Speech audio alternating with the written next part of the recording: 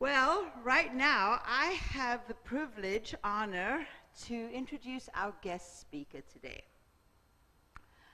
This person is new to our center. We don't know her very well. We've never heard her sing. We've never heard her play. We have never seen her do anything. So this is going to be a wonderful surprise as we welcome her for the first time here today. Yeah, right. Please help me welcome our beloved Sandi Alstrand. Yeah.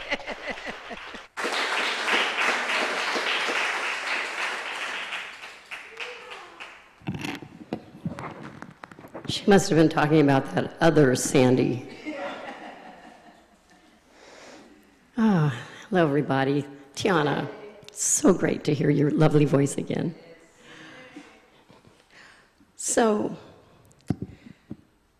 I've really been enjoying the monthly and weekly themes that we've been having here at the CSL the past year or so. And the one for this month, I really like the curiosity is a superpower, and I will talk about that a little more. But what I first want to say is the weekly message, which is Inquiring Minds Want to Flow. That one was written and conceived by our own Reb Bev. So I feel just very privileged and honored to be able to give this talk that she wrote. So, and bear with me. I don't have any more, but I've been having some laryngitis stuff, so I am going to get through this perfectly. I'm just going to sound a little bit like Rod Stewart, okay? So like I said, curiosity as a superpower. I love that. I really love that theme. Curiosity, I have to tell a little story about, I grew up in the San Francisco Bay Area, and my sister and I were very close all of our lives, still are. So we used to do everything together. I really did. Every day we were together, up into even, we lived close together, you know, blocks away from each other until in our 40s when she moved to Nevada. And that was a little bit before Dennis and I moved here to Hawaii. So anyway, my sister Sherry and we'd be going along in the car and we'd be wondering about things. We just always have to wonder about things. Oh, I wonder why that happened. I wonder what that is. What is that thing? Why do those birds do that? Look at all the snowy white egrets. I wonder where they come from, blah, blah, on and on. And one time when we were in the car with our respective husbands, Dennis, my husband, her husband, Fred, we were just probably doing our thing, wondering about things, and Fred goes, those Ghani girls, they just wonder all the time. What is with that? Ghani is my maiden name, so we're kind of the wonder girls. So anyway, that kind of curiosity is one kind of curiosity, and it's kind of been in my life to be curious about things.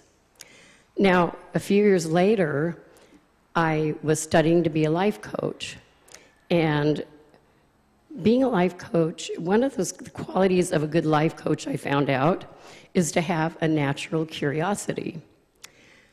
But in coaching, we differentiate between conventional questions that elicit information and curious questions that evoke personal exploration. So these are the type of questions, the ones that I'll be discussing a little more deeply today. Questions that urge us to look within. So as you heard Doc and Casey say, today's topic, Inquiring Minds Want to Flow. Inquiring minds, okay, there's the curiosity part. Want to flow. Do we want to flow through life like we're on a raft or a boat right in the middle of the river, being carried along on the current, flowing along. Some might want a peaceful ride, peaceful like river ride, taking in the scenery on either side of the bank, while some might want more of a rapid experience with the water splashing on your face as you joyfully ride that current. Either is okay. It's all choice. It would be nice if we could be in that flow all the time. We're going to talk about how do we get there? What do we need to do to be in the flow? So we can begin by answering the deep questions. What is my reason for being? Why am I here? What is my purpose in life? Well, those are great questions. So, where do we start? Do we need to go to the library to find a book labeled, "This is your reason for being"? Well, you might find some books on philosophy and religion that would give you some answers. Or maybe you should go to a guru. Yeah, go to a guru and ask him or her the question. Yeah, you might get an answer. But can someone else really answer for us those deep questions? Here's a little story that I think is interesting on this topic. According to an old Hindu legend, there was once a time when all human beings were gods, but they so abused their divinity that Brahma, the chief god, decided to take it away from them and hide it where it could never be found. Where to hide their divinity was the question. So Brahma called a council of the gods to help him decide. "Let's bury it deep in the earth," said the gods. But Brahma answered, "No, that will not do, because humans will dig into the earth and find it." Then the gods said, "Let's sink it into the deepest ocean." But Brahma said, "No, not there, for they will learn to dive into the ocean and will find it." The god said, "Well, let's take it to the top of the highest mountain and hide it there." Where's the rest of my...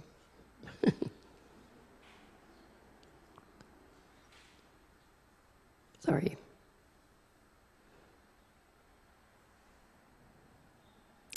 But once again, Brahma said, "No, that will not do either, because they will eventually climb every mountain and once again take up their divinity." Then the gods gave up and said, "We do not know where to hide it, because it seems that there is no place on earth or in the sea that the human beings will not eventually reach."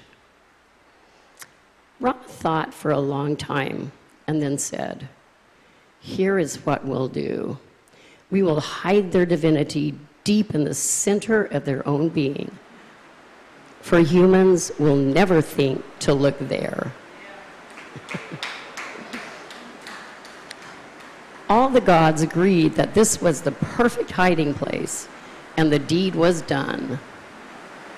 And since that time, humans have been going up and down the earth, digging, diving, climbing, and exploring, searching for something already within themselves. So we do that, don't we? We seek here and there, over and under, sideways down, backwards, forwards, square ways around. Remember that by the Yardbirds? So I remember when I was 14 years old, I had an illness. I had had a really bad asthma attack, had to go to the hospital, had to be intubated, the whole thing. Then when I came home, I had a long recovery period. Loud rain. Okay. And one night when I was lying in my bed, all of a sudden I started feeling this vibration. And then the next thing I knew, I was in the living room, watching my sister watch one of those shows. I think it was Midnight Special or something, one of those shows that had musical guests. And I was like, whoa, this is very cool. Next thing I knew, I was back in bed in my body. I was like, well, that was really interesting. So, since my sister and I talk about everything, I told her about this. She said, I've been doing that too. So I compared, what were you doing at that time and which band was on? She said, yes. It all kind of lined up. Well, so we didn't know what was happening to us. So we started looking. We were guided to these books, and we found something called astral projection. And we found, that really sounds like what we were doing. So the reason I bring this up is that I think in our search for those big answers, like what is it that we are here for, we're sometimes guided, our soul, our being sometimes knows, it'll kind of guide us to things that will kind of point us in the right direction. So I think that curiosity and searching, starting with the astral projection and getting into more spiritual and metaphysical, but then into spiritual types of teachings, has led me here to this teaching. So I feel that probably has led a lot of you here too. So I personally like being in the flow, in those moments where I feel that I truly am in the flow. My quest always is, how do I stay in the flow? Now, Doc and Casey gave us some ways to do that. Let's listen to the science of mind point of view. The science of mind point of view is that there is a divine calling deep within us that is waiting to be discovered and expressed in the way that only we can express it. And when it comes forward, it brings with it many gifts. One of the greatest gifts is being in the flow. Dr. Ernest Holmes on the subject says, there is a greater mind within each which may be called upon. There is nothing too small or too great for this mind. Listen, be receptive, believe absolutely, be convinced. The one with a great purpose in life is always consciously and unconsciously holding this purpose up to the universal influx, thus causing an outpouring of divine wisdom through his or her own individual mind. So do you believe that you have a unique purpose? The answer is absolutely. We all have individual gifts and passions that we share with others. Some of you are great speakers right here in this room, out there in YouTube land. Some are wonderful artists and craftspersons. There are wonderful musicians and actors here, cooks, event coordinators and class facilitators. I could go on and on. And we are all individuals in our gifts. None of us are alike in the way that we express our gifts. And if you think that you don't have any gifts to share, think again. Explore what your gifts are and express them in your own unique and individual way. Only you have your gifts, no one else. Deepak Chopra from the 7 Spiritual Laws of Success says, everyone has a purpose in life, a unique gift or special talent to give to others. And when we blend this unique talent with service to others, we experience the ecstasy and exaltation of our own spirit. We wouldn't argue with Deepak Chopra, would we? So why would we not share our unique gifts or look inside to see our divinity? Well, it's because we all have fears and hidden beliefs that all too often will create barriers in our attempts to discover our glow. You might fear that others will laugh at your gifts, or no one will be interested in your gifts. You know what? Just do it anyway. Pull back that curtain of fear and those beliefs that you've taken on that may not even be the words and beliefs, that may just be the words and beliefs of others. They may not even be your own beliefs. Ways that you can work with a practitioner, with our minister, a coach, or a counselor, if you feel so inclined, to help you to uncover some of those fears and beliefs so that you can realize what your true calling really is. So barriers to your jumping into that beautiful river, don't let fear win. Just take the plunge and dive in all the way into the center of the river and allow yourself to be carried by the current. You will find that you will discover yourself along the way.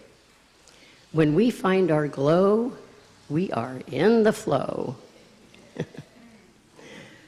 So please be curious and courageous. Be that unique spark that you are. Let it shine and grow.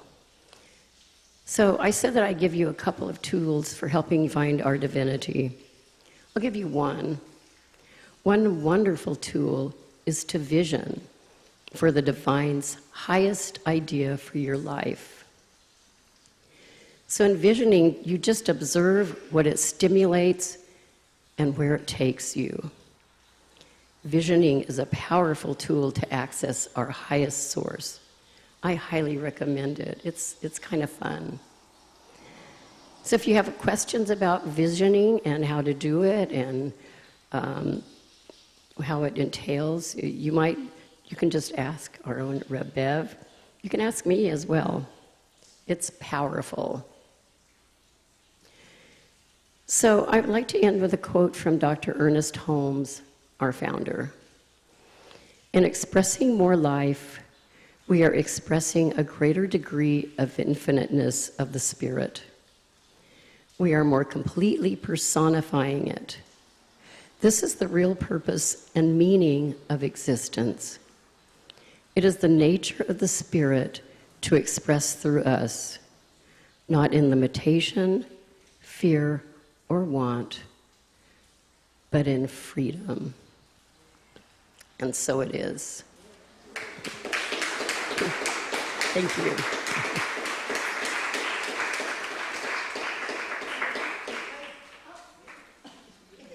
Let's take this to prayer.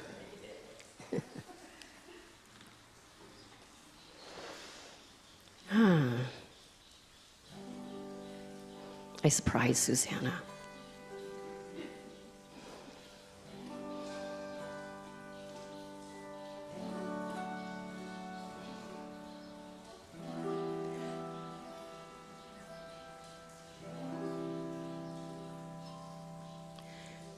So we know, we feel that there is one divine givingness, one power, one all there is, one God.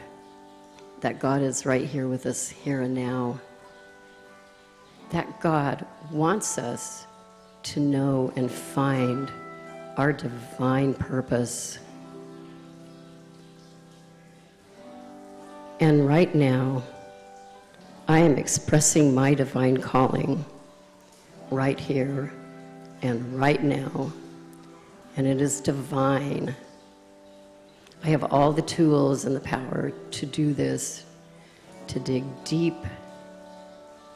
and to come out in that flow, to flow down that river and experience all that there is to experience. And I'm grateful, so extremely grateful for having this knowledge, for being able to access this inner divine presence that is always there, always present. And so I release this prayer into the universal action of law, knowing that it is done, and it is done magnificently. And so please say with me, and so it is. Thank you.